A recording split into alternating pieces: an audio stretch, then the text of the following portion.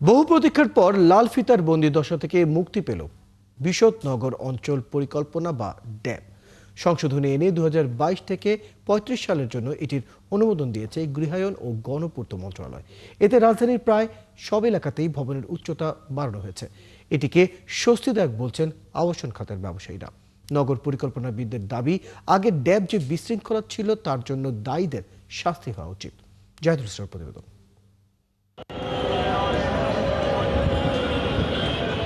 দেশের সবচেয়ে জনবহুল এলাকা রাজধানী ঢাকা।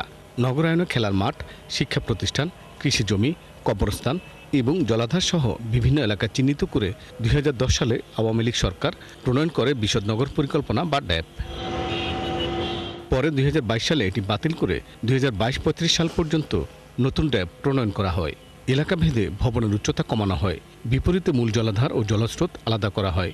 এগুলো নিয়ে শুরু হয় বিতর্ক। মুখ্য জলস্রোত, সাধারণ জলস্রোত নাম দিয়ে বন্যা প্রবাহ অঞ্চলকে একটি ভোগ বা ভোগ্য সম্পত্তিতে পরিণত করলেন, যেটা ছিল আনটাচেবল।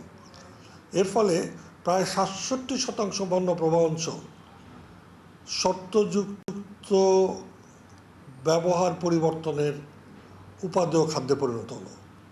এই বর্তমান সংশোধনকে সাধুবাদ জানিয়ে এগুলো সমস্ত বাতিল করে যারা যারা এগুলি দেওয়ার মধ্যে জড়িত ছিল তাদের প্রত্যেকের শাস্তিযোগ্য অপরাধ হিসেবে ব্যবস্থা নেওয়া দরকার। নতুন সংশোধনীতে জলাধার ও বন্যাপ্রবণ অঞ্চল এক করা হয়েছে, যেখানে কোনো স্থাপনা ও ভবন নির্মাণ করা যাবে না। এতে এলাকাভেদে ভবনের উচ্চতা বাড়ানো হয়েছে। আবাসন ব্যবসায়ীরা নতুন উদ্যোগকে মন্দের ভালো বলছেন। ভবনের উচ্চতা বাড়ার ফলে যেটা হয়েছে, আমরা যেটা পাবো সেটা ফ্লোরগুলো বেশি পাবো। এর ফলে কস্টিংটা একটু কমে যাবে। আমার মনে হয় তাতে যারা ফ্ল্যাট কিনতে চায়, মধ্যবিত্ত আয়ের এবং যারা ফ্ল্যাট ক্রেতা আছে, তাদের হাতে আমরা ফ্ল্যাটগুলো পৌঁছে দিতে পারবো একটা সুলভ মূল্যে বলা যায়। 54,000 কোটি টাকা এই খাতে লস হয়েছে এবং আমাদের প্রায় অলমোস্ট 40 থেকে 50% ডেভেলপার কিন্তু ঝরে পড়ছে। এই নতুন ড্যাবটা চালু হলে এই সেক্টরে গতিময় হবে এবং এই গতিময় হওয়া মানে হচ্ছে নতুন উদ্যোক্তা বলে, নতুন ইয়াং উদ্যোক্তা বলে, তারা কিন্তু আসবে। চলতি মাসের 19 তারিখ গৃহায়ন ও গণপূর্ত মন্ত্রণালয় সংশোধিত ড্যাব এবং ইমারত নির্মাণ বিধিমালা অনুমোদন দিলেও এখন পর্যন্ত প্রজ্ঞাপন জারি করেনি। জাহিদুল ইসলাম, 71, ঢাকা।